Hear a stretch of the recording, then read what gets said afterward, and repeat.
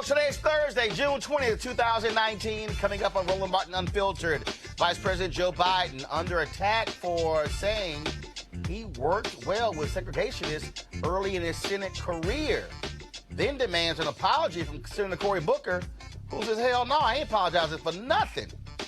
We'll also talk about it, St. Louis, folks, in a stunning story. Black cop shot 2 years ago by a white cop who says he got virtually no support from the St. Louis Police Department. Wait till we break this thing down. And also, remember the story we did on the racist messages that are being posted on various Facebook pages? Well, in St. Louis and Philadelphia, nearly 100 cops have been pulled off of the streets as a result of those racist social media posts. Also, can North Carolina State Senator Erica Smith beat the incumbent Republican in North Carolina and turn it blue? We'll talk with her. Also, Pennsylvania, add them to another state, celebrating Juneteenth as a holiday. Also, 2 black bears in Dallas and Kansas City. We'll tell you who they are. It's time to bring the funk. Roland Martin Unfiltered. Let's go. Whatever the biz, he's on it. Whatever it is, he's got the scoop, the fact, the find. And when it breaks, he's right on time and it's rolling. Best believe he's knowing. Putting it down from sports to news to politics. With entertainment just for kicks, he's rolling. It's on go, y'all. It's Roland Martin, yeah. Rolling with Roland now. He's funk, he's fresh, he's real, the best, you know he's Roland Martin now.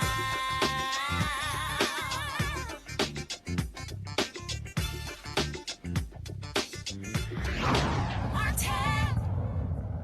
All right, folks, Joe Biden stirred up a hornet's nest when he recently had a fundraiser in New York where he talked about working with segregationists, folks like James Eastland of Mississippi and Herman Talmadge of Georgia. He said he was making the point to argue that Washington functioned more smoothly and that even though he disagreed with them on a lot of issues, they still got things done. This was the quote he gave. I was in a caucus with James O. Eastland. He never called me boy. He always called me son. A guy like Herman Talmadge, one of the meanest guys I ever knew. You go down the list of all these guys. Well, guess what? At least there was some civility. We got things done. We didn't agree on much of anything. We got things done. We got it finished. But today, you look at the other side and you're the enemy. Not the opposition, the enemy. We don't talk to each other anymore. Well, that did not sit well with lots of Democrats, including many of the folks who are running against Joe Biden for the Democratic nomination in 2020. Senator Cory Booker of New Jersey was not happy at all. He said in a statement, quote, you don't joke about calling black men boys. Men like James O. Eastland use words like that and the racist policies that accompany them to perpetuate white supremacy and strip black Americans of our very humanity. Vice President Biden's relationships with proud segregationists are not the model for how we make America a safer and more inclusive place for black people and for everyone.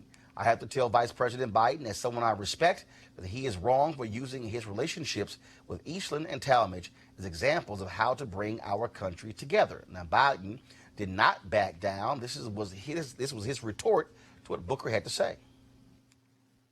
Are you going to apologize like Cory Booker has called for? Apologize for what? Cory Booker's called for it. He's Cory asking should you to apologize. He knows better. There's not a racist bone in my body. I've been involved in civil rights my whole career. Period. Period. Period. This is with Greg Carr, Chair at Department of Afro-American Studies, Howard University. Robert Patillo joins us via Skype. He's a civil rights attorney. And Johan LeBlanc, National Security and Foreign Affairs Analyst. So, Greg, I'm going to start with you. I read the comments from Biden, and I get the point he was making. I would argue, which I tweeted, I said, my suggestion, find some other Republicans who you've worked with if you want to make that point, because when you talk about these segregationists, you talk about what they did, their entire intent was to disenfranchise black people. Absolutely, absolutely. You know, young Joe Biden ran into Talmadge and Eastland near the end of their careers in the Senate. And I'm sure Vice President Biden should probably go back and reread Robert Cairo's trilogy on Lyndon Johnson, the master of the Senate. Johnson knew how to twist the arms of those segregationists, but Biden was up and coming. He was trying to make his way in a Senate that was really controlled in many ways by those Dixiecrats. Johnson was a Southerner. That's exactly right. Biden was a Northerner. That's exactly right. That's exactly right. Pennsylvania, working class Joe, as he said. And one of the things they could bond on was their whiteness. Now, you know, this is not even 10 years, just a little over, actually 11 years, after these cats signed on to this Southern Manifesto. They were staunch racists. But, you know, for me, I think this is probably Biden casting about for a sister soldier moment. In other words, he's trying to signal to these white folks in this quote-unquote base that they're always trying to capture that they can never get, I'm okay. I know how to work that side. Now, I think he stepped over the line when he tried to say something to Cory Booker, and that puts somebody like Simone Sanders in an impossible situation. You know, Simone is probably going to have to massage that retort she made. But the last thing I'll say is I think you really raised it, Roland, when you evoked Fannie Lou Hamer on social media. When you hear Fannie Lou Hamer talk about James Eastland at that testimony she gave in 1964 at the Democratic National Convention, that means that Joe Biden should have had the courage in the late 60s. He can't say this is a different age. No. Fannie Lou Hamer stood up to him in the 60s. Why didn't you, young man? Right. And the reality, Johanna, is what you're dealing with here is Joe Biden also has to deal with the issue of busing in the early 70s. And his comments that he made as well. And what he also has to understand that this is not, first of all, being President Obama's vice president for 8 years ain't kryptonite. You have a generation of black folks who held comments Hillary Clinton made in 92 against her, super predator. He needs to understand that you piss off 18 to 29-year-old black folks, look what happened to Hillary. They may not turn out for you. Aside from the comment that Vice President Biden made today, I think that it's very troubling that Vice President Biden is not acknowledging racial issues in America and how the effects of that has really, like the racial issues have really impacted the way we live, the way we see the world, and our ability to access various institutions. Like, I want a potential president who's going to acknowledge the wrongs of the past and provide me with perhaps proposals on how we're going to make the future right. Right? There are a lot of issues in terms of segregation, in terms of various laws in America that have systematically oppressed people of color. I want a candidate who's going to speak on those things, right? Because especially right now, we're living in a time when we're at the crossing line, right? We have a president that we see time and time again have expressed that issues impacting people of color are not a priority, right? So I want Biden to be more on course in terms of providing us with possible solutions. This is not the first alarming comment that he has made. It seems to be a trend, and I'm not sure who his advisors are, but he needs to be a bit more well-advised when it comes to issues impacting people of color. Here's the deal, though. You can't advise someone like Biden. Robert, the reality is he is who he is. But here's what Ron Brownstein tweeted out earlier, Robert. He says, re-upping, the Joe Biden campaign, here we go to my iPad. The Joe Biden campaign is testing whether today's Dems can accept the choices earlier party leaders made when Southern conservatives were vital to their House, Senate majorities and non-college whites.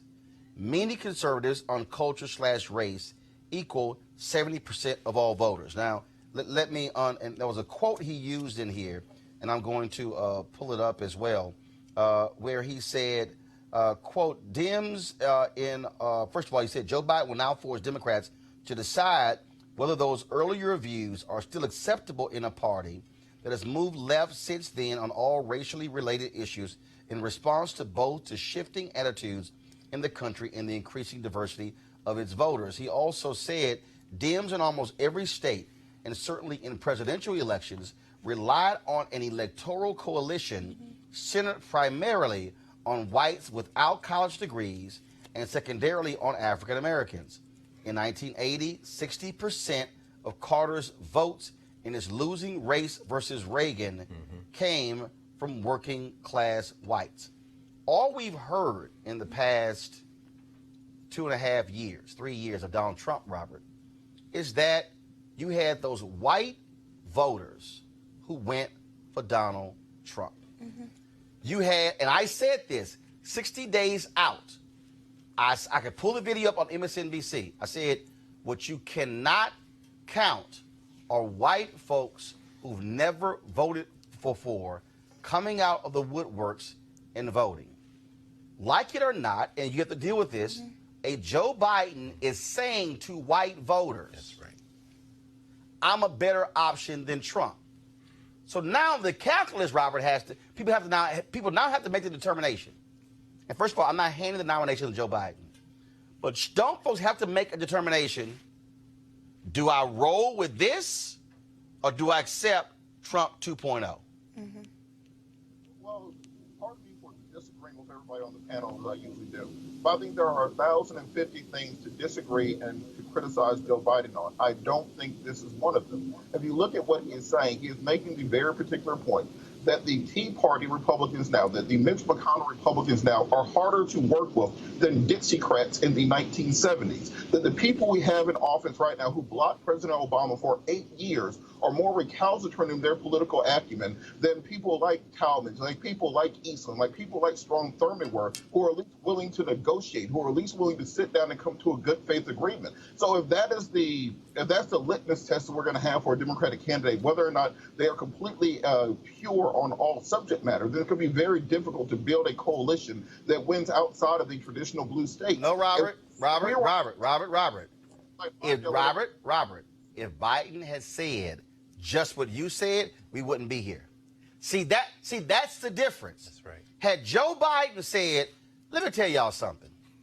When I was a young man who came to the United States Senate, we had some of the most virulent racists from southern states. I had to work with folks like Jim Eastland of Mississippi, folks like Herman Talmadge of Georgia, folks who blocked every advancement for African Americans, you name it. And you know what? If I had to compare them to today's Republican Party, it was easier to work with them than to work with today's Republicans. That's not, and see, that's the difference, Robert. It's not necessarily what you say, it's also how you say it. Oh, absolutely. And I think Joe Biden does need to hire better communications people around him. He has that same issue that Trump had, where he just spouts off at the mouth as a 70-year-old white man and doesn't understand that the context is different now than it was in the 1970s or the 1980s when he was a younger person. So yes, he needs better communication people around him to tighten it out. Remember, he was always known as being a gaffe machine. But what I do not want Democrats to do is take this a bridge too far.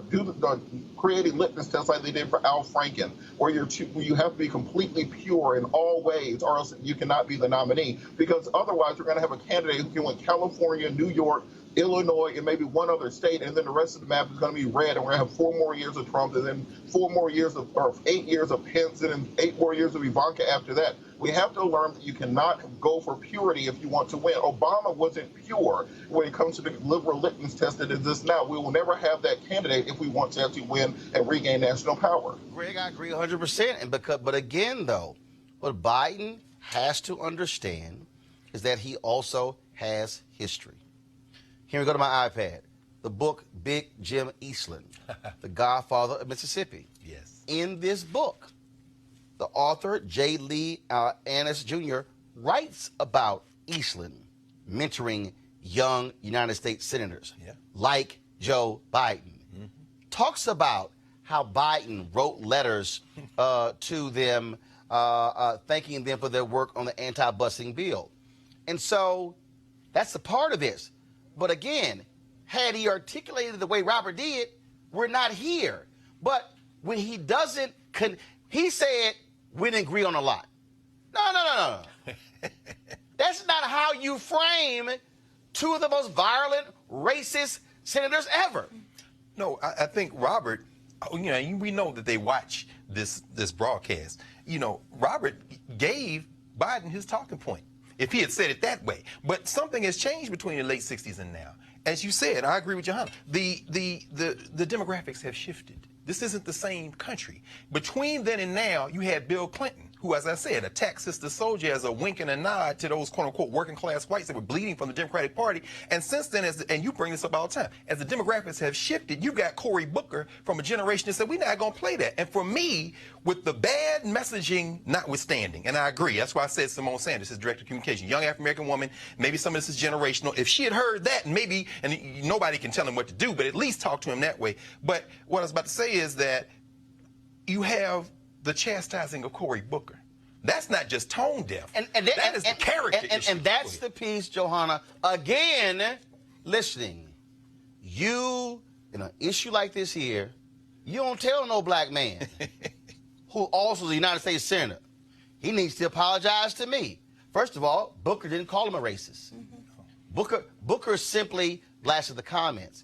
And that's one of those where if you're Joe Biden, you want to say, what the hell is wrong with Senator Cory Booker? He knows better than me. The way you answer that is, I respectfully disagree with Senator Booker. I'm telling you, Biden needs to understand, he can cloak himself in 8 years of Obama. That ain't gonna save him. No. He cannot make mistakes like this again. Go ahead. I don't want to be presumptuous, and I don't want to put words in Vice President Biden's mouth. But I think it's a matter of it's a generational thing, in my opinion, because I'm concerned about some of the comments that he has made. I'm very concerned, but I think that with the right people around him, he will do the right thing. That I'm confident. No, about, right? Okay, we can't no. Be so caught up we also said nuances. If Trump get the right folks around him, he's 73. Biden 76. I mean, no. We have to stop with that. You are who you are. A 76-year-old man has to learn to say, hold up, I can't roll the way I used to. No. And to Greg's point about tone, see, here's the deal. I was on a panel at Martha's Vineyard. Charles Ogletree had this panel, and this was 2008. And Obama won the nomination. All these white folks are all up and on, especially these white women who supported Hillary. And we're on the panel, and David Gergen was on the panel with me, and he goes, Obama, if you look at the numbers, has no choice but to pick Hillary Clinton as vice president. And I said, well, the hell he don't. And then I said, it's offensive that a black man can't even enjoy getting the nomination when the next day Bob Johnson put a letter out talking about how he needs to pick Hillary Clinton. And so I was sitting here jamming it up. Alan Dershowitz took issue with my tone. I said, who the hell you think you talking to? I said, man, here's my point.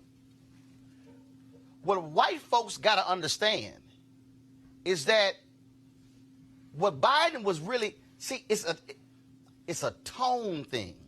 And see, it's hard for white people to understand when you are proud.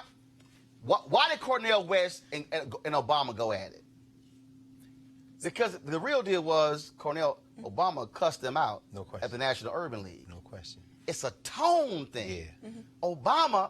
Biden has to watch his tone. Okay.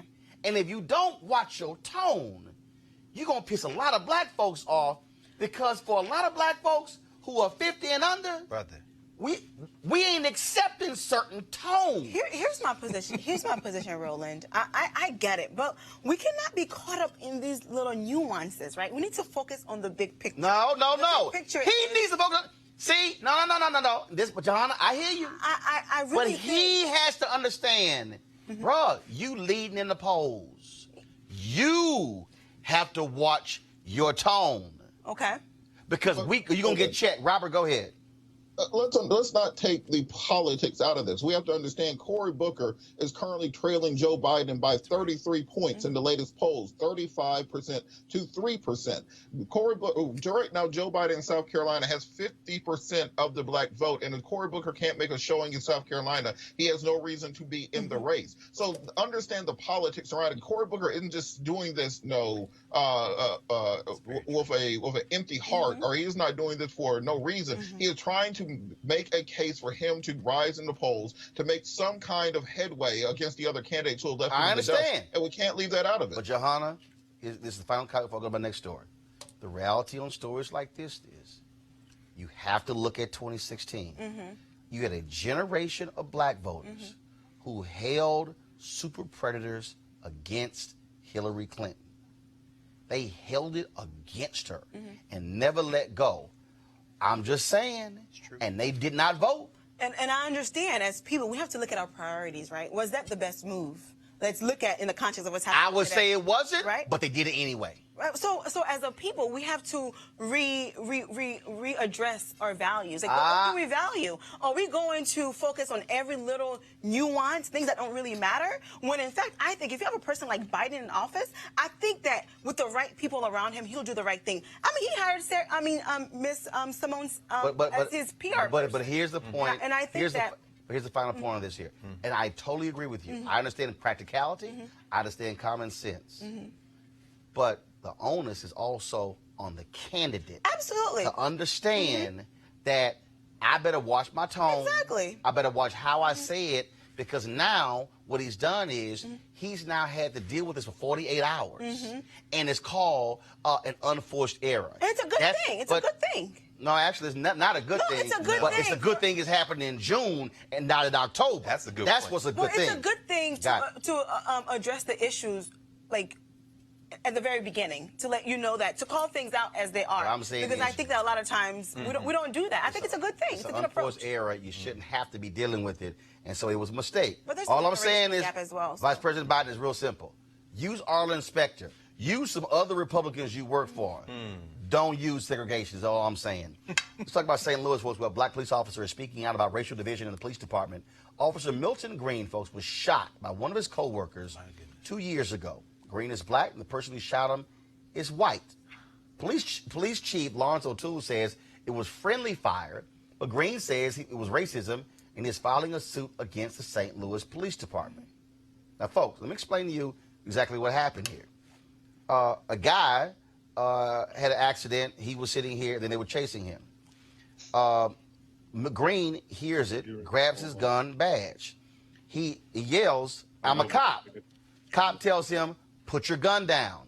Another cop comes along, while saying "put your gun down," shoots Green. He has since been on disability, has been unable to use his right arm. The white union raised money for the cop who shot him. Green says he has not gotten the kind of support he needs from the police department, and he says it's dead wrong. Now, the chief, of course, has disagreed with that. The question is, what happens now? Joining us now is Milton Green's attorney, Javad Kazeli, and Reddit Hudson, founder of the National Coalition of Law Enforcement Officers for Justice Reform and Accountability. First of all, I want to go to you, Javad. When you look at this story here, I mean, again, I've heard from many other black cops who said, man, the worst position I want to be in is when I'm not on duty or I'm not in uniform. Yeah. Well, thank you for having me. This is one of the most egregious cases I've ever seen. It's actually a little bit worse than the way that you described. Officer Green saw these two suspects. One of them pointed a gun at Officer Green. He pulled out his weapon that he's supposed to have on him all the time, pointed it at the guy. The guy ran away. All of a sudden, he's surrounded by other police officers.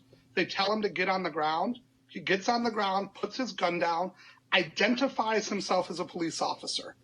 The detective on the scene recognizes him, tells him to stand up. He stands up, calmly is talking to the detective with his badge in his hand. And mind you, this is Missouri. One of the most lax gun laws. You can have a gun, but he has his badge in his hand. All of a sudden, another cop shows up late and just looks at Milton, immediately yells, "Put down your gun," and shoots him, hitting him in his arm, ending his career. Now we're 2 years after this has happened, and Milton's disability payments haven't even been adjudicated yet. His house is in foreclosure. You know, he's basically losing everything because the city is not supporting him. And what's crazy here is, again, a police department not owning up to it. The cop who shot him, any charges filed against him? No charges filed against him. We did learn this week when we filed the lawsuit and we served it on the police department. They came back and they rejected the lawsuit because they've told us that he no longer works for the police department. We've been told that has nothing to do with Officer Green's case, that he's just not there anymore. Wow, Ridley Hudson. Again, this we hear this from a lot of black police officers who say they are scared to death when they have to be on the other end of the barrel of a gun by another cop. Man, Roland, you have black officers who are scared to be on duty now with some of their fellow officers. As I think you referenced earlier on social media, one of my colleagues who's a police officer with St. Louis City right now, Detective Heather Taylor, is the president of the Ethical Society of Police Officers, which is a predominantly black police officers association, one of the better black municipal police officers associations in the country. You have officers online posting things like they hope she bleeds to death because she's consistently called for accountability among police officers on that department. And the fact that that officer is no longer with the department, I guarantee you he left voluntarily. He wasn't forced out. One of the points of emphasis in a case like this that I would like to make, especially for officers around the country, is this union. The St. Louis Police Officers Association is a union of police officers that did not back Milton Green in this situation. They did back the guy who shot him in this situation. There was another officer, black officer, Luther Hall, who was beaten unmercifully by 4 white officers here in St. Louis City at a protest during the Jason Stockley verdict. If you remember that, there were protests following the not guilty verdict for Jason Stockley, who was the officer who announced the murder of a black man and then carried it out, almost execution style. Beat Luther Hall within an inch of his life. That police officers union offered him no support. So to those officers around the country, black officers who belong to these unions, man, stop giving your money to these unions that will do nothing for you and won't represent your interests or your community's interests at any time and will always stand against you. Witness the union in Cleveland now that fought for the officer that killed Tamir Rice to get his job back. Javad, your client, Milton Green, still can't use his right arm? He cannot. He can't hold a gun. I mean, he can use his hand, but when he shows it, he can't fully squeeze. He actually has to do workouts with a soup can right now. He can't properly hold a gun and fire it. He would be a liability to himself if he were on the streets. He hasn't been back to work since the incident occurred, and tomorrow will be the 2-year anniversary of that. And to talk about the Stockley cases, we actually represent about 16 people that were beaten the same night that Officer Hall was beaten. And the police department's position seems to be, did I lose? No, you're there. Go ahead. Okay, good. The police's position seems to be that the 120 people that they beat and pepper sprayed that night, that was lawful. But randomly, the only person that they made a mistake on was the one undercover police officer who happened to be black. The night that Milton was shot, he came in, he was rushed with a officer down call, was rushed to the hospital. The acting police chief and the person who's the current police chief both met with Milton. He told them what happened. He said everything was calm. You know, the perps were gone. And then this guy shot me. About a half hour later, the acting police chief goes out and gives a press conference and states that Milton was shot in a crossfire. An absolute lie. That white police chief is now suing St. Louis, claiming racial discrimination because he wasn't promoted to the full-time position. Wow. Roland, Go ahead, Reddick. None of this should be disconnected from the recent exposure that officers all over the country, including officers in Philadelphia, St. Louis, and Phoenix, got for their social media posts identifying themselves as either affiliated or sympathizers with white supremacist organizations that hold white supremacist and racist views. There are any number of officers on our streets as we speak that police according to those ideologies, and it's reflected in the way that they treat us. And we've seen it time and time again. Now's the time to hold officers accountable. It's not time for sensitivity training, none of that. punishment is the order of the day. If you want to change police culture, you have to start holding people accountable. And what you're speaking about, of course, we had the Plainview Project, a database produced by Philadelphia attorney Emily Baker White. We had her on the show. And what you're talking about is more than a dozen police officers under investigation in St. Louis for a series of racist social media posts, some of them around the time Green was shot. In addition to that, you also have 72 cops pulled off of the streets in Philadelphia and placed on administrative duty as a result. And I'm sorry, in St. Louis, 22 cops have been barred from bringing their cases to the circuit attorney's office. Last question for both of you, Javad. The point that we keep making, we keep hearing, oh, you know, it's a few bad apples. But what we're seeing fundamentally is we have fundamental issues in police departments, unions that protect them, and politicians are afraid to go against these police unions. So I was a federal prosecutor back in a former life, and I wasn't even born in America. And I really love American idioms. And every time I hear that idiom, it's a few bad apples, I always ask people, what's the next part of that phrase? And that's the bad apple spoiled the bunch. When other officers watch this, allow this to happen, and then come out and say that the people who do bad things are actually the heroes, that makes a lot of people question them. Milton has talked publicly that other officers went online and criticized him for what he did. They said that he was being a fool. He deserved what he got.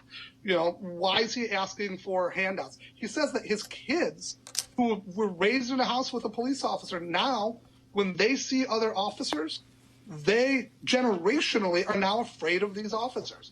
Until we have real systematic changes with the way that the St. Louis Police Department polices, you can't expect the citizens to trust them. And the real irony is that was Milton's job. He was a community resources officer. It was his job to mend bridges between the police department and the community.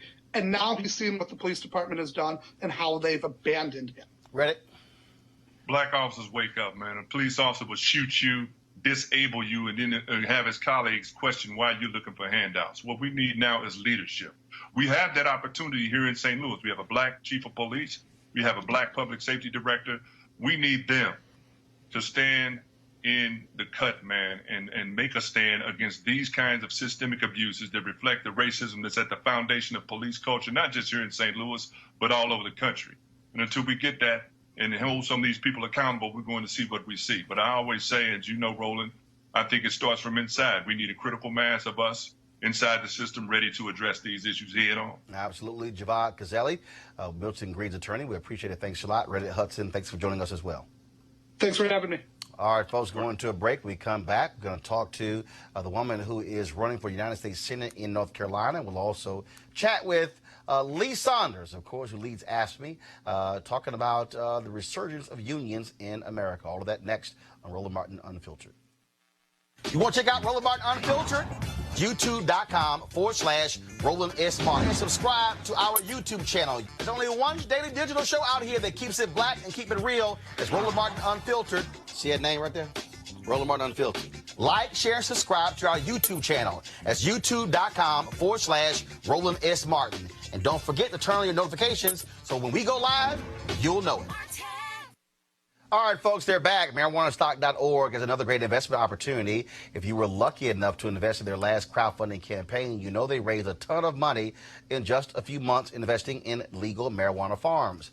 Those initial investors now own shares of a publicly traded company, and they are on fire. Now they have a new investment opportunity that is as good, if not even better, than the last one. I'm talking about industrial hemp CBD. For those who don't know, the hemp plant is the cousin to marijuana with a much higher concentration of CBD, which means hemp CBD gives you all the medical benefits of marijuana without getting you high. Until recently, hemp farming was practically illegal in the U.S. and heavily regulated by the DEA. However, the 2018 Farm Bill changed all of that, making it legal to grow hemp CBD in the U.S. and creating one of the largest commodities worldwide.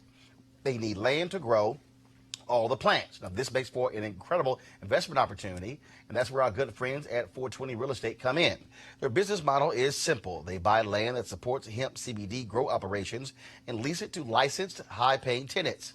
That's right, they are hemp CBD landlords, and you can get in on the action.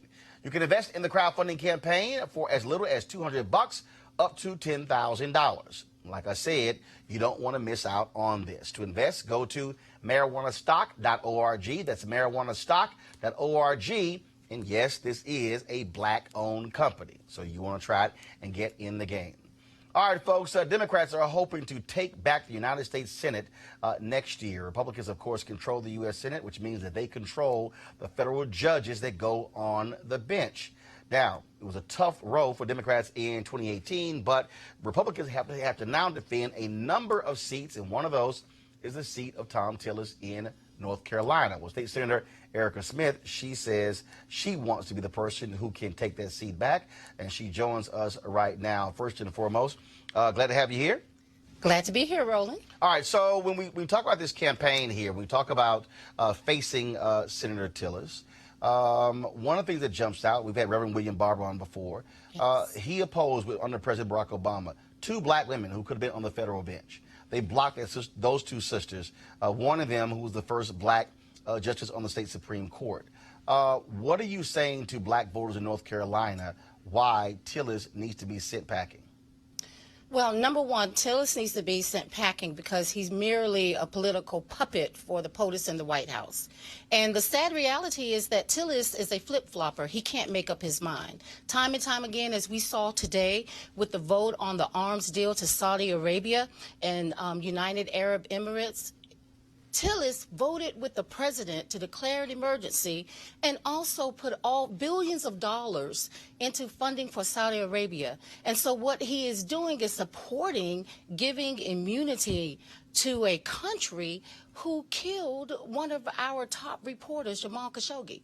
It's just ridiculous. The reason why we need to send someone like me, Erica Smith, to the United States Senate is because I'm the one who places people over partisanship and political games. Now, of course, we know in North Carolina you dealt with voter suppression and an absolutely crazy North Carolina legislature because Republicans have really lost their mind there, doing all they can to block black voters. And so how do you, though, get over that hump making the argument that the state is better served in your hands versus in the hands of Tom Tillis?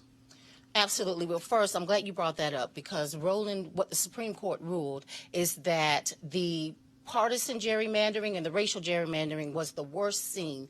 The voter suppression was the worst seen since Jim Crow segregation. And so when you look at Tom Tillis and his leadership, he started out in the House, and he was the Speaker of the House when they led an assault on education, public education. Now, I'm a former engineer, but now I'm an educator, and I know firsthand the damage that Tom Tillis did to our state and to the future security of our state. When we get down to the dynamics of who we need to send to represent us, we need to send someone with integrity, with character, who is about results and not rhetoric. And that's what you get with me, and that's not what we're getting with Tom Tillis. You got to raise a ton of money, obviously, to campaign statewide. What are you projecting that you're going to need to beat Tillis? Well, to beat Tillis, last time when Tillis ran against former Senator Kay Hagan, it was the most expensive race, not only in the state, but in the nation. And it was upwards of $40 million. So I know off the bat, I'm going to need to raise $28 million. And the good thing is that based on the Emerson poll that was released last week, I'm already beating Tom Tillis by 7 points. Never in the history of our nation have we had an African-American woman challenge an incumbent and beating the incumbent in early polls. And that's the momentum that people see. We have a great opportunity right now. And when you have a candidate that is that strong out of the gate, who has a demonstrated record of service to her local community, the statewide community, because I'm a 3-term North Carolina senator, you have a competent candidate who is the one to send. And so the money needs to back that. Ground game is also critically important. You got to have lots of people on the ground. How are you building that? Are you focusing on HBCUs? North Carolina has more HBCUs than any other state in the country. I'm a proud graduate of North Carolina A&T State University, where dreamers become achievers from astronauts to presidents. Thank you, Roland, for coming down to North Carolina 2 years ago. You recall we worked on the HBCU bill that was set to change the names of the universities and to take away our historical history. I have a great outreach with millennials because as a strong education advocate, I already do a lot of work with HBCUs, and not only the HBCUs, but also our PWIs. And so we are definitely building a great ground game, field plan, a get out the vote plan. This is not our first time. We are experienced and we know how to handle this. People all across the state are reaching out, in fact, in the country, to support us and push us, and there's nothing like that HBCU love. Last question. Are you getting the proper support from the Democratic infrastructure? At this moment in time, I would say no. I'd have to be honest with you.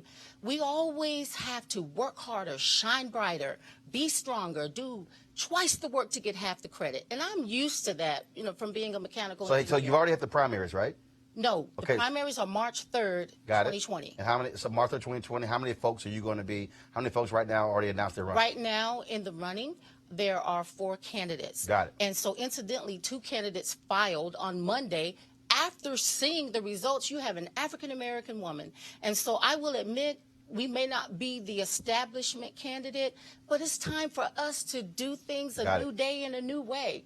And so the establishment needs to come in line. If you want someone to win who can energize your base and bring out a new type of voter, then that person's me. All right, Senator Erica Smith, we appreciate it. Thanks a lot. Thank you. All right, folks, when we come back, we'll talk with Lee Saunders, AFS CME, talking about the increase of union workers, and we'll chat about some other stuff as well. Next on Roland Martin Unfiltered. This is Diala Riddle, and you're watching Roland Martin, Unfiltered. Stay woke. This is Director X, the director of Superfly on the red carpet or the black carpet, and you're watching Roland Martin, Unfiltered. Yo, what up, y'all? This is Jay Ellis, and you're watching Roland Martin, Unfiltered. Hi, I'm Chaley Rose, and you're watching Roland Martin, Unfiltered. I'm Lex Scott Davis, and you are watching Roland Martin, Unfiltered. Hey, what's up, y'all? It's your boy Jacob Lattimore, and you're now watching Roland Martin right now.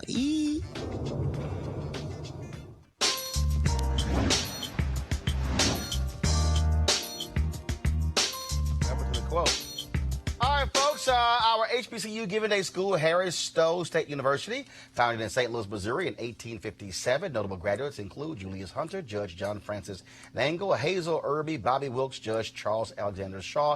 If you want to support Harris Stowe, go to hssu.edu, hssu.edu.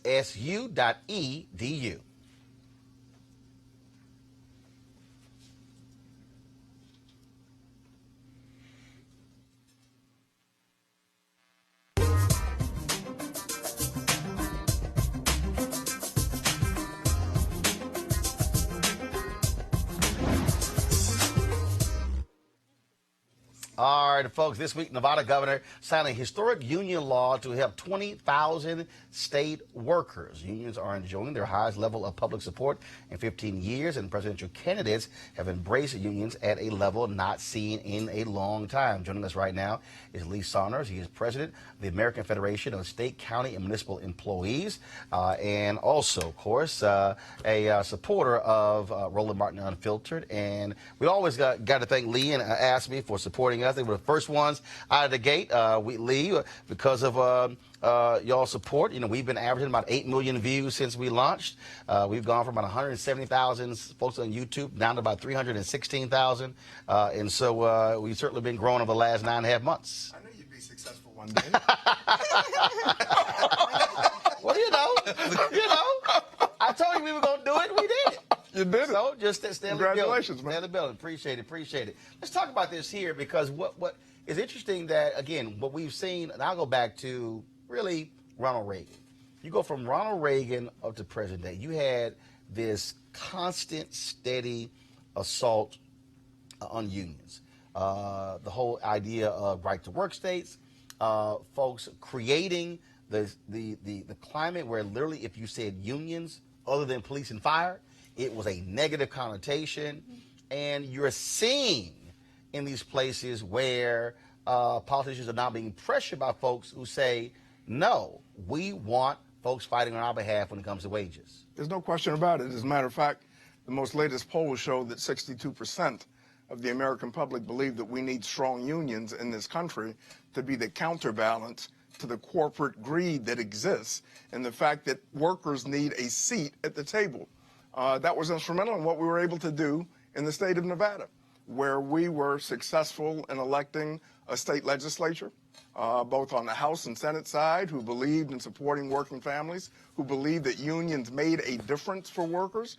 We were able to elect a new governor, Steve Sisolak, who believed the same thing, and he gave us a commitment that if, in fact, they were elected, then they were going to push for collective bargaining within that state for state workers. And that's exactly what happened. I was in Nevada last week and was with the governor when he signed into law collective bargaining for state workers, covering 20,000 state workers who AFSCME is representing. And the key to this, Roland, is simply this. Those who support us, those who talk about the importance of helping working families in the communities in which they live, then we ought to support them. And the end matter is this: elections matter.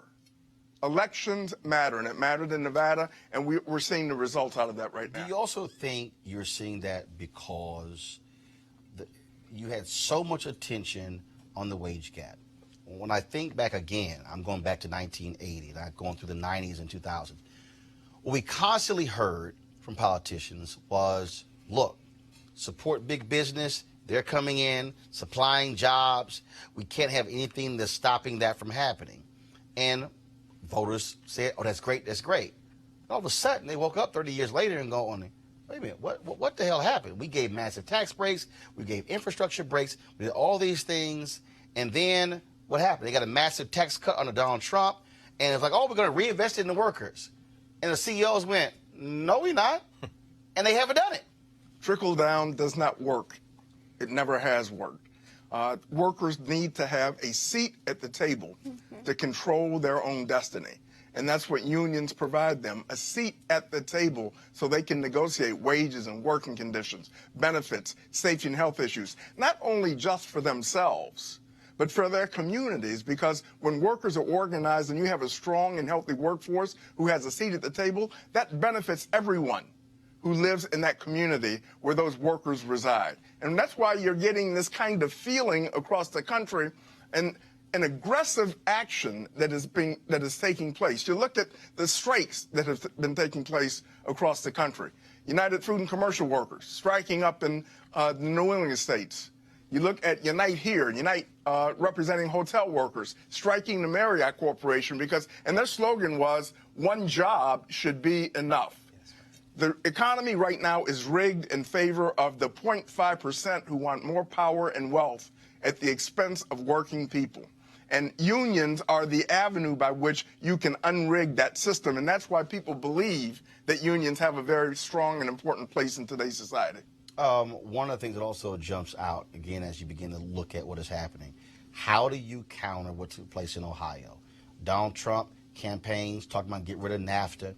Yet in Ohio, he won by 450,000 votes. Have you and your union comrades been meeting to figure out what kind of messaging you're going to have to send when you go to Ohio, Pennsylvania, Wisconsin, and Michigan to say to those folks who voted for Obama, but then who flipped for Donald Trump, who might be disillusioned now? It's about getting back to basics. And it's about talking about the issues that workers care about. It's about talking about health care. It's about talking about retirement security. It's about talking about prescription drugs and the price of prescription drugs. Fairness on the job. If you deal with those kinds of issues and take the personalities away from it, but deal with the issues that the workers feel every single day, then you can sit down, talk with them, and more importantly, listen to what they've got to say, and then react and develop programs around their economic concerns that impact on them, their families, and their communities. That's why we were successful in many states across the country in November of 2016, because folks listened to workers and what they had to say. It's real basic. This is not rocket science. Sit down and talk with folks, listen to what they've got to say, and then implement programs that will benefit them.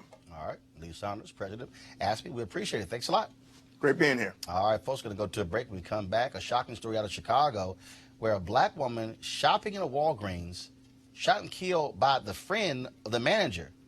He He went several days without even getting arrested. What the hell, Mayor Lightfoot? That's next. Roland Martin Unfiltered. Hey everybody, this is your man Fred Hammond, and you're watching Roland Martin, my man, Unfiltered. Hi, this is Essence Atkins, and you're watching Roland Martin Unfiltered. Hey, yo, Peace World, what's going on? It's the Love King of R&B, Raheem Devon, and you're watching Roland Martin Unfiltered. Hi, my name is Brescia Webb, and you're watching Roland Martin Unfiltered. And, well, I like a nice filter usually, but we can be unfiltered. What's going on? This is Tobias Trevelyan. If you're ready, you are listening to and you are watching Roland Martin Unfiltered. What's up? I'm Lance Gross, and you're watching Roland Martin Unfiltered. Hi, this is Cheryl Lee Ralph, and you are watching Roland Martin Unfiltered. I mean, could it be any other way? Really? It's Roland Martin. You want to support Roland Martin Unfiltered? Be sure to join our Bring the Funk fan club. Every dollar that you give to us supports our daily digital show. There's only one daily digital show out here that keeps it black and keep it real. As Roland Martin Unfiltered. Support the Roland Martin Unfiltered daily digital show by going to RolandMartinUnfiltered.com. Our goal is to get 20,000 of our fans contributing $50 each for the whole year. You can make this possible. RolandMartinUnfiltered.com. All right, Robert, Johanna, and Greg, a stunning story in Chicago. Circe Bernardo was shot inside a Walgreens, and the company could be facing legal trouble. The night manager suspected Bernardo was shoplifting and called a friend, a former security guard. Witnesses said the man confronted Bernardo, falsely identified himself as a Chicago police officer. An argument turned physical, and the man shot Bernardo in the face. The man suspected of shooting her only turned himself into the police yesterday.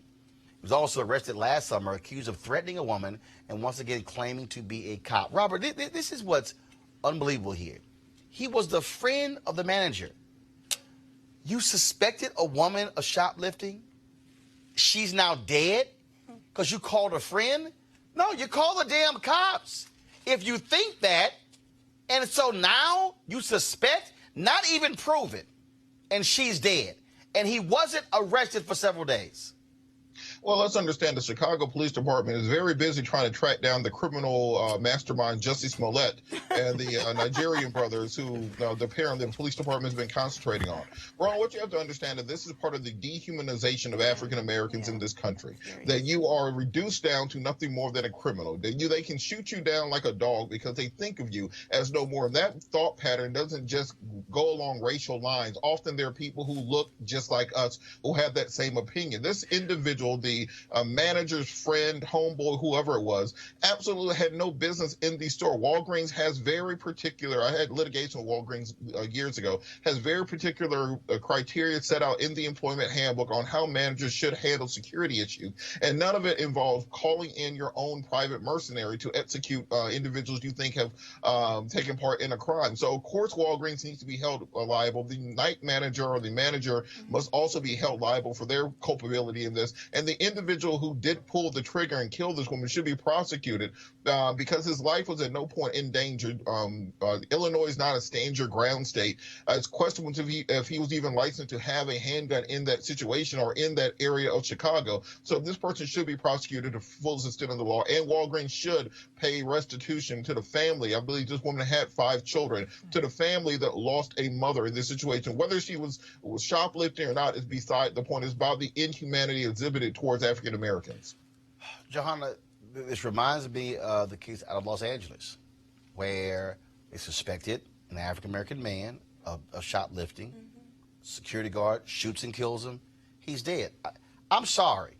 There's not a damn thing in a drugstore worth killing somebody over. Yeah, nothing. Yeah, I think my co-panelist has said it very well. It's the dehumanization of people of color, right? The fact that you think it's okay to pull a trigger on someone because of the perception that they may have stole something, right? And as you said as well, there's nothing that is worth anyone's life or anyone to have died. And the fact that it took authorities so many days to find the person who shot this woman is very alarming, because as we know, had it been a white person that was shot and killed, we know that they would have found the assailant immediately on the spot. There would have been no ifs or buts about it. But again, I think it's just a reminder that Black lives really don't matter in the United States of America and all across this world. And it's very alarming. And it's time and time again that we have to be confronted with these stories and these realities. You know, as a woman of color, every day I leave my house, you know, there are certain things I have to take into account. For example, if my cell phone is dead, I'm not going to the store because I'm thinking that what if I get pulled over by a cop and I'm dead, right? So these are things that you have to think about as a person of color. And it breaks my heart. And my question is, how do we move forward? Because I don't know the answers to that. Well, and Greg, and that's the fundamental issue, that we have to do things every day that white folks don't have to do. No. And we talk about Black Lives Matter. This is what it is. I mean, same thing that's in Phoenix. Cops roll up, several cops, because the child allegedly took a doll out of a damn dollar store. Yeah, that's really? story just broke my heart. You know, it's interesting, Roland. This goes back to what you covered yesterday with Brother Ta-Nehisi's testimony before Congress and Dr. Malveaux with regard to reparations. The first element of reparations in international law and the international policy that's been argued over the last 50 years has been to cease the type of conduct that created the problem in the first place. So when we start, people say, well, what's reparations about? Part of reparations is Black people are human. You got to stop doing what you've always done. These police are paddle rollers. When you see Officer Green get shot, your uniform didn't help you. You Black, so I can shoot you and get away with it. When we see these people posting on social media all this racist stuff to get them suspended, they're going to go back on the force. And in this case, it's very simple. I have one question, because you raised the issue of the mayor. What's Walgreens' point? You know, Walgreens is a big employer, and they got a lot of weight in Chicago. Of course. Are they the ones trying to stall this out in part so that, you know, they don't get hung on the line for liability? But at the end of the day, it does come back to what you said, John, and Robert kind of led out with this, and you said it as well. Our lives matter to us, but they don't seem to matter in this country. So the solution to this, it seems to me, has to be we have to get to the point where we value our lives more than we value the institutions that don't value our lives. That means you got to vote, you got to organize, you got to do what you need to do, and stop giving deference to these systems, because these systems simply don't work. Absolutely, folks. A North Miami police officer was found not guilty of attempted manslaughter for shooting at a severely autistic man and wounding the man's caretaker, an unarmed behavioral therapist, in 2016. And the police department said it plans to fire the officer and has immediately put him on administrative leave without pay. We'll see. Also, Pennsylvania, folks, yesterday, the governor there, Tom Wolf, made Juneteenth a state holiday. He said, quote, "On this day, let us recognize the importance of continuing to build a nation that truly reflects the self-evident truth that all people are created equal." Also, I want to talk about a couple other stories. We got a couple of new Black mayors. Eric Johnson officially became the mayor of Dallas on Monday. And, of course, he was criticized for his response to Dallas's violent crime rate. Now, the city has seen more murders during the month leading up to the runoff in May than in any single month since the 1990s. I don't know how he got criticized because he wasn't even mayor yet. Okay, that makes no sense. And in Kansas City, Councilman Quentin Lucas was elected as mayor. He said during the campaign that he would bring an outsider mentality to the mayor's office, reduce crime, increase affordable housing, and steer development projects to underserved areas. So certainly congratulations to those two Black mayors. I'm gonna pull this up, y'all. I gotta deal with this here because Robert, did you see or hear the prayer that Paula White gave at the Trump rally the other day? I did indeed. Okay, so for the folks out there, I'm going to play this for y'all. And also, just so y'all know, I did, because you know, I remember last time Paula White did some stuff, I hit her up, I emailed her, she responded, she was taken out of context. And I said, well, you need to come on to the show. She never did. I texted her this time and also emailed her. She has not responded. But for the folks at home, and let me give the background for a lot of people out there. We're talking about Paula White, who is literally pastoring a Black church in Orlando. The Paula White who took over for the previous pastor who passed away. This is the same Paula White who got her credibility off preaching to Black folks, preaching on BET. And so this was her, y'all, the other night at the Trump rally. Henry, go to my iPad. Good evening. Are you ready for a great night of victory? I'm going to ask you to do something. As our president often says, and I've had the wonderful privilege of having an 18-year relationship with him and his family, he says, we worship God, not government. So we're going to start out.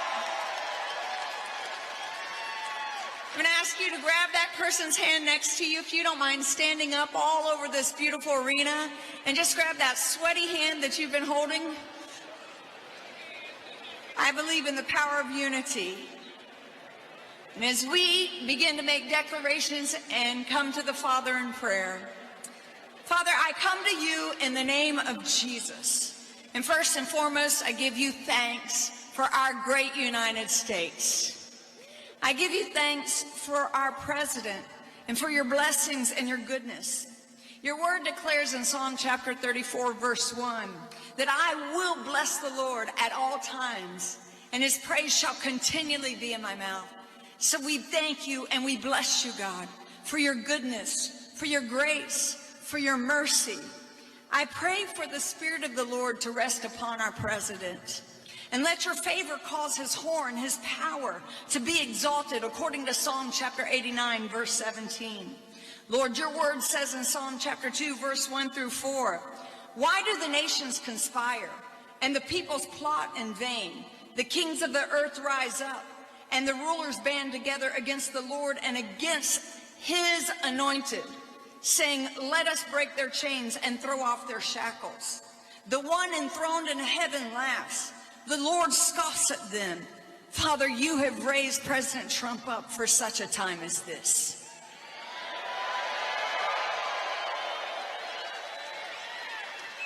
You are a God that reveals secrets. So reveal the secret and the deep things to President Trump, according to Daniel chapter 2, verse 22. Make known unto him the mystery of your will. I declare that skillful and godly wisdom have entered into the heart of our president, and knowledge is pleasant to him. Father, we ask you to compass him with men and women and make their heart and ears attentive to godly counsel, to do that which is right in your sight. Now I need you to really go with me here. Let every evil veil of deception of the enemy be removed from people's eyes in the name which is above every name, the name of Jesus Christ.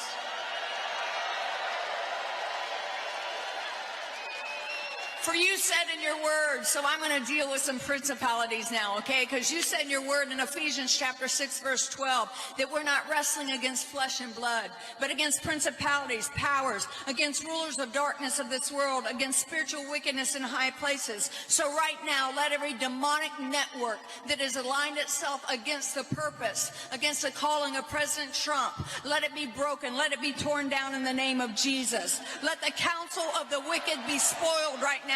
According to Job chapter 12, verse 17, I declare that President Trump will overcome every strategy from hell and every strategy of the enemy, every strategy, and he will fulfill his calling and his destiny. Destroy and divide their tongues, O Lord, according to Psalm chapter 55, verse 9. Give President Trump strength to bring forth his destiny, according to Isaiah chapter 66, verse 9. Let the secret counsel of wickedness be turned to foolishness right now in Jesus' name. And I declare that no weapon formed against him, his family, his calling, his purpose, this counsel will be able to be formed. Now I declare that you will surround him and protect him from all destruction. Let the angel of the Lord encamp around about him, around his family, according to Psalm chapter 34, verse 7.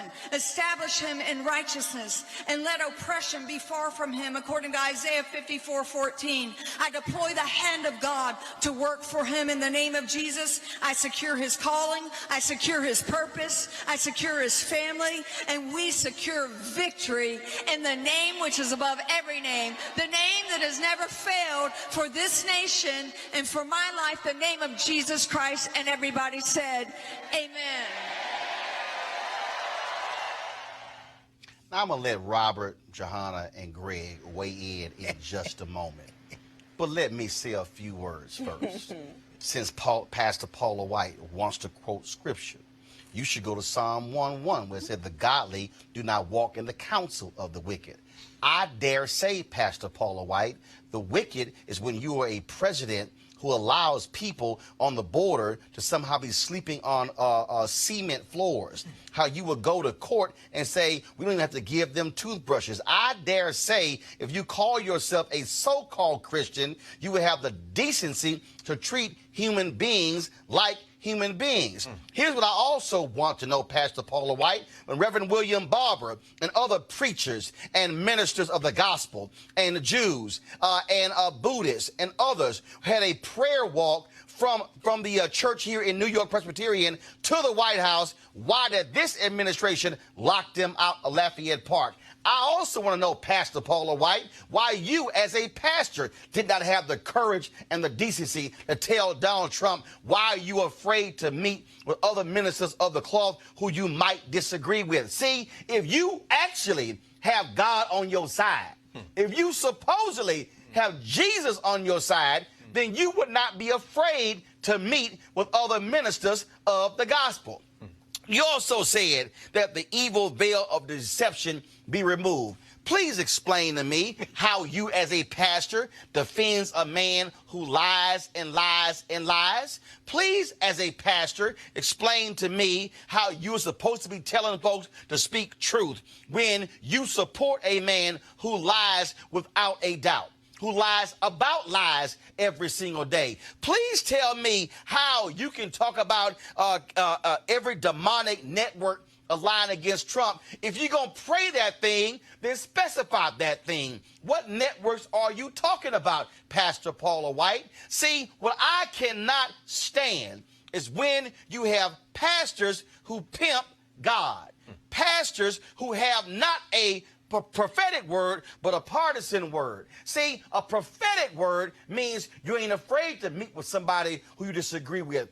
Reverend Dr. Martin Luther King Jr., prophetic, had no problem meeting with folks who disagree with. But see, Pastor Paula White, you support a man who will not meet with people who he simply do not like. How do you dare support a man who routinely trashes women and denigrates women, children of God? How do you not say a word? You stand in front of a nearly all-white rally in Orlando, thundering this particular prayer, saying God is going to cover Trump, saying that God raised Donald Trump up. But see, if I got to go to my Bible, I do remember that God said, oh, so y'all want a ruler? Okay, I'm going to go ahead and give y'all a ruler.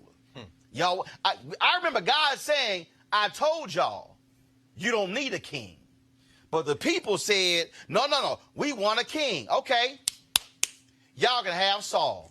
And then what happened? Lord, they were upset. Man, no, don't come complain to me. Y'all said y'all wanted a king. See, that's what's really going on here, Pastor Paula White. You are misusing the word in defense of somebody who you know ain't even a real Christian. See, I would rather you go ahead and just have some basic decency and respect and say, and the reason you support Donald Trump is because he's giving y'all conservative judges, because y'all want to overturn Roe v. Wade. Y'all want to overturn same-sex marriage. See, I'd rather have the decency to tell the people that, as opposed to cloak yourself in the word and stand there as a pastor and somehow pray that kind of prayer. See, the God that I serve, the Jesus that I bow down to, the one that I pray to, knows full well that he would not sit here and accept nor give cover, nor give praise, nor give acceptance to what is happening in 1600 Pennsylvania every single day. There is no way in the world, Pastor Paula White, the God that I know, the Jesus that I know, will say that what happens there is acceptable. I know the God that I know and the Jesus that I know will not allow somebody who would denigrate and desecrate people all the time. I know also the same God wouldn't be happy if a president has the nerve to send a press release out saying he's going to a church to pray with the victims of a shooting in Virginia, and he walks in church with his golf spikes on to accept the prayer just for him and wasn't even good enough to stay for the whole service. Because see, the God I know is a man who's good enough that when he had the shooting in Pittsburgh, the people there said, we don't even want you to come. See, if you actually walked with the Lord, if you actually presented yourself as being somebody who loves the Lord, then synagogues wouldn't be turning you away. Churches wouldn't be turning you away. Mosques wouldn't be turning you away. People of faith wouldn't be turning you away. Because the last I checked, the only kind of person who people of faith turn away is darkness, is evil, are wicked individuals. And so that's going to be a day of reckoning for you, Pastor Paula White. That's going to be a day when you're going to have to answer to who you supported. And that day might come real soon. And see, I ain't talking about just when you got to deal with Jesus and the Lord on this. You're going to deal with this with the very people who elevated you. You're going to have to deal with whether or not how you defend the demonic positions of this particular president. You're going to defend the demonic positions where you have somebody who chooses to give more wealth to the wealthy and says the hell with the poor. You're going to have to defend Paula White and administration that have the audacity to say we will cut the food that go to the poor. Please explain to me what Bible you serve. I'm sorry, I got an iPad, an iPhone, and an iPhone. I got the Bible on all 4 of these devices. Please let me know which one of these Bibles that I can somehow discover to defend somebody who don't care about the poor, somebody who does not care about the hopeless, somebody who does not care about the needy. Please show me the last time this man had any sense of decency or respect to those individuals. I've yet to actually see it, Pastor Paula White. And again, I would love to have a theological conversation with you. I would love to have you to sit here and walk through the text to explain to me how what is happening for this administration is biblical. Because see, I just thought with the whole line. How do you defend a man you say is godly? You said God, this is what you said. You said God raised President Trump up for such a time as this. What that means is that you, as a pastor, you are suggesting that God co-signs everything that he has done. Are you willing to tell God that? Are you willing to pray that every single night? Please tell me that. See, Pastor Paula White, I'm more than welcome to have you sit in this chair. And I'll have Reverend William Barber sit in that chair. And I'll have Reverend Jim Wallace sit in that chair. And I'll open a chair for one of your other friends. I would love for you to come here and discuss this. And let me remind you, you came on a radio show, WVON, in Chicago, when you were pushing your book. I had you on the show then. You were on the stage at Bishop T.D. Jakes' conference. I was there. See, you might remember, I'll pull a video, because I shot the video when my wife received one of the awards for her work, for her foundation work. You were on stage presenting the award. See, I got your cell phone, Pastor Paula White. I got your email. See, so I'm a child of God. I'm a Christian author. And so why won't you have the conversation? Why won't you sit down with pastors who disagree with this president and have a real theological conversation? You had one a couple of years ago at Bishop T.D. Jakes' leadership conference. Oh, you remember. Father Michael Flager was on stage. Father Joshua Dubois, pastor, was on stage. You remember. Bishop Harry Jackson was on stage. Bishop Jakes was sitting in the audience. The 4 of y'all, it was moderated by April Ryan. Why won't you have that conversation again so we can go over what has taken place in the last 2.5 years of Donald Trump's presidencies? See, I would love for you to explain to me these actions. I would love to hear you break down why it's godly to have a president who trashes people. Is that godly? Is that what Jesus died for? Is that what Jesus wanted? I would love for you to explain that to me, because I would dare say you can't explain it. I would dare say that your support of Donald Trump is because of his tax policy, not because of his poor policy. I would dare say you support Donald Trump not because of what he does for the needy, what he does for the wealthy. I would dare say that Donald Trump's presidency aligns with your prosperity gospel. And I would say that ain't got nothing to do with Jesus Christ. That ain't got nothing to do with the poor, the disenfranchised. It has nothing to do with the people who are suffering and who are hurting. What it has to do is with the rich getting richer and the poor getting poorer. every single one of us are going to have to be held to account one day. You're going to have to be held to account for that prayer, for what you preached. And you gave all those scriptures out. And then you said from every strategy from hell. So are you then saying that those who oppose Donald Trump have been planning this from hell? Are you actually suggesting, by virtue of your prayer, that if you oppose Donald Trump, that you are doing the bidding of the devil? If you say that every strategy from hell, what you're saying is that if there is somebody who opposes what Donald Trump says and does, that means that they are an imp. They are doing the work of the devil. Is that what you're saying? Or you're saying that all of these Christian pastors out here, the same ones who opened their church pulpits up to you to preach prior to Donald Trump, are you saying those individuals have been planning things in hell? Are you saying that somehow that they are doing the devil's work against Donald Trump? I didn't say it. You said it. I would love nothing more for you to clarify what you said.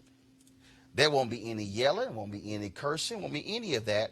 We're going to have us a nice Christian conversation. I don't need no help. It could be me and you. You know what? I make it easier on you. I do it in your church in Orlando.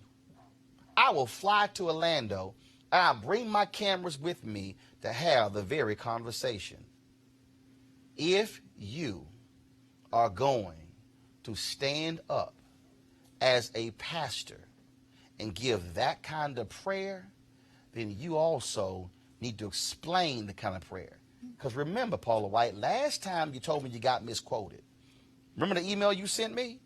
You sent an email to me saying that you were out of the country and you had been misquoted when you made those comments on Jim Baker's show. You remember that? Oh, I remember that. See, I remember the email where we went back and forth. And see, I'll pull up in a second. But I really want you to explain this because I really want the pastors out there who support Donald Trump to really defend what he says and does. And I want you to show me biblically where it is so I can be sure that we serve the same God, the same Jesus. Time for altar call. Robert, what's your thoughts? Well, I think this is a perfect example of why we need to have a separation between church and state. I've worked on too many campaigns throughout the years of them dragging these pastors around, creating rent-seeking activities where pastors will endorse anybody for a healthy contribution, and candidates will pretend to be whatever religion you want them to be in order to get the pastor's congregation behind them. We need to have the church be the church and have politics be politics and not commingle the two to this extent. I remember nothing sadder than 2003 when George Bush was dragging T.D. Jakes and all these other black pastors around with him for the faith-based initiative because he promised him 2 or 3 biscuits extra. So let's separate these things out and make sure that we aren't commingling our politics with our religious life. Johanna? I think Robert made an excellent point, the whole notion about separation between church and state. The fact of the matter is Minister Paula White, she's doing her job, right? She's been asked to serve a particular role. Her job is to be the pastor of the church that Zachary Timms and his wife built. That's a job. Well, part of it is also to advise. Okay, go ahead. To be the spiritual advisor. I just want to remind folks it's the church that Zachary Timms built. That I understand, but another aspect of her job is to advise, to spiritually advise the president. And the fact that churches are not being taxed, right? I think that there should be clearly a separation between a state and churches. And another interesting point is that your God, your definition of your God, is probably different from her definition of her God, right? So who's right here, right? Hold up. No. This president is immoral, But based on her definition of her God, this president is righteous, right? Hold on, I'm sorry. It's the reality, right? Moses asked, who sent me? God said, I am that I am. The word is the word. All I'm simply saying is, see, this is real simple. Baby, the word is the word. and I'll say Paula White. And it has different interpretations. No. This is real simple. And it's not defending her. No, this or is real you. simple. That's just for the sake of word conversation. is the word. Yes. All I want, Pastor Paula White, is to show me in the word and defend the policies. I'm sure she can show me. you. I don't think she can. No, I don't think she can. Because the Bible is just like the U.S. Constitution. Nah, no, it's not. No, it's not. There is a law to support it, right? No, it's not. And I'm sure she can support whatever she God, wants. the Bible talked more about the poor than it did the rich. Of course. And see, I can show the policies, and I want her to defend, Greg, the policies versus the word. And I'm sure she can defend it. I mean, I agree with it, but I'm sure she can defend it. Well, she can. She can't use the Bible to defend it. But I think that, and I agree with you on this. This is the 190th anniversary of David Walker's appeal, 1829. David Walker said, if you're going to be a Christian, black people, go to the people who have you enslaved and ask them a couple of questions. Number one, you ask them if they're Christians. If they say yes, then you ask them, is slavery wrong according to the Bible? If they say yes, then you ask them, will you let me go? If they say no, David Walker writes in his appeal that they are not Christians, but in fact the devil. And you have now been cleared by God to end your condition by any means necessary. Now let's look at this woman.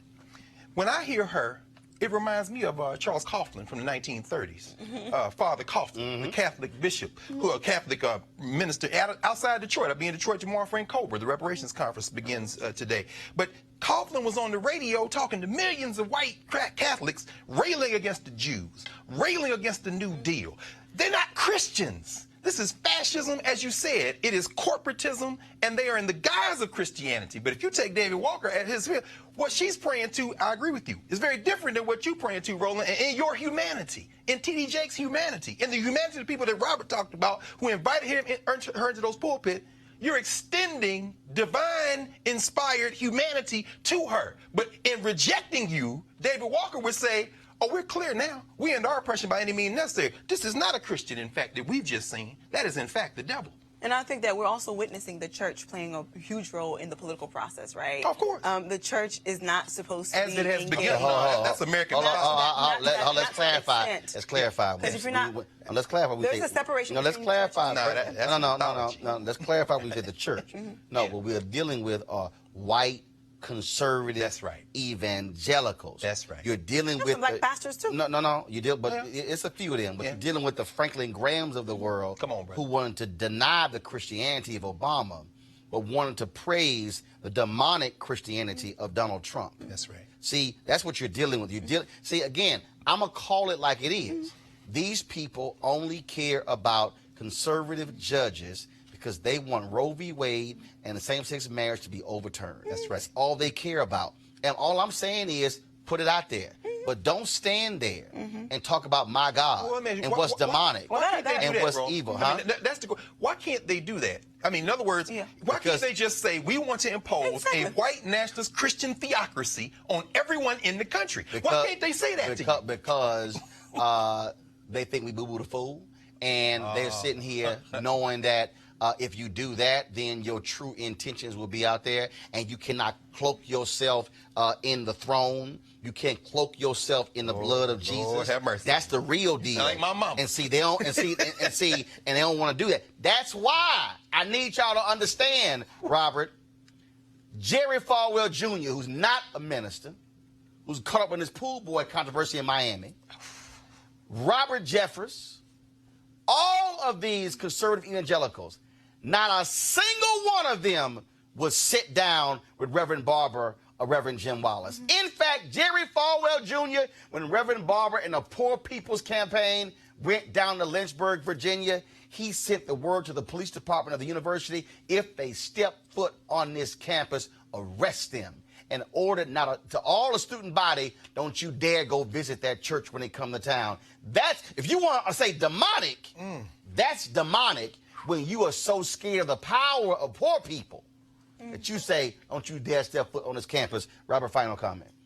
Well, this is a perfect example of what I was saying previously, is that the church has been its most effective when it's that third rail, when it is united not around a particular candidate, not around a particular political party, but an independent actor for the Christian community. As long as we have pastors and churches pledging allegiance to any candidate, any party, it dilutes their message because they have now sold out to the earthly powers and not to the divine power above. Pastor Paula White, these church doors are open. You can come here anytime. I'll go to you. You can come here. You're always in D.C. And we can have that conversation. Because if you truly believe in the Word of God, you wouldn't be afraid of another Christian, would you? I would love for you to answer that question. Folks, support Roland Martin Unfiltered by going to RolandMartinUnfiltered.com. Join our Bring the Fuck fan club. You can, of course, contribute via Square, Cash App, PayPal as well. We are here about having the conversations other folks are afraid to have. And you know what? I'm telling you, I would love to have. Matter of fact, I'd say this to Pastor Paula White. I'd give you the whole hour. Me and you, one-on-one, the entire hour. If you want to do 2 hours, we can do 2 hours. Take your pick. DC, Orlando, your place at Trump Tower, don't matter. I'll go anywhere to have a conversation. You know why?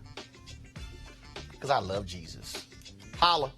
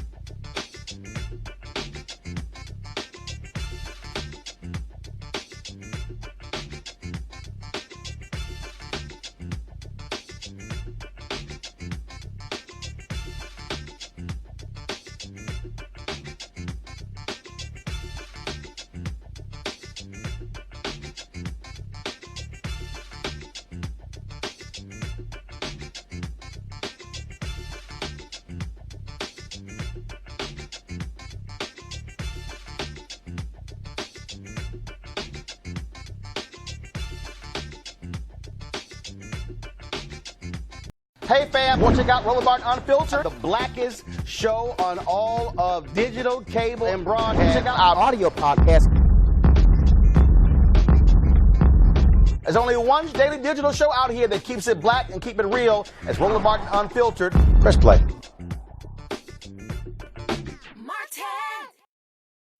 Hey everybody, this is Sherry Shepherd. You're watching Roland Martin Unfiltered, and while he's doing Unfiltered, I'm practicing the wobble.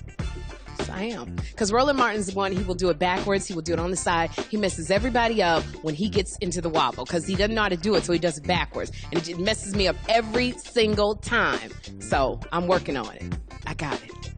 You got Roland Martin. Hi, my name is LaToya Luckett, and you're watching Roland Martin Unfiltered.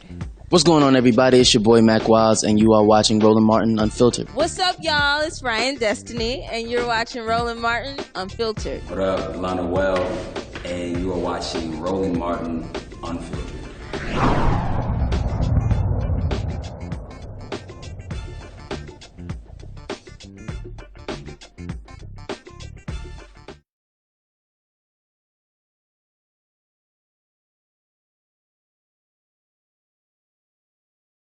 You want to check out Roland Martin Unfiltered?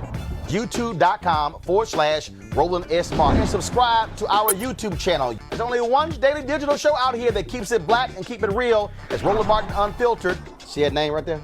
Roland Martin Unfiltered. Like, share, and subscribe to our YouTube channel. That's YouTube.com/Roland S. Martin. And don't forget to turn on your notifications so when we go live, you'll know it. You want to support Roland Martin Unfiltered? Be sure to join our Bring the Funk fan club. Every dollar that you give to us supports our daily digital show. There's only one daily digital show out here that keeps it black and keep it real. As Roland Martin Unfiltered. Support the Roland Martin Unfiltered daily digital show by going to RolandMartinUnfiltered.com. Our goal is to get 20,000 of our fans contributing $50 each for the whole year. You can make this possible. RolandMartinUnfiltered.com.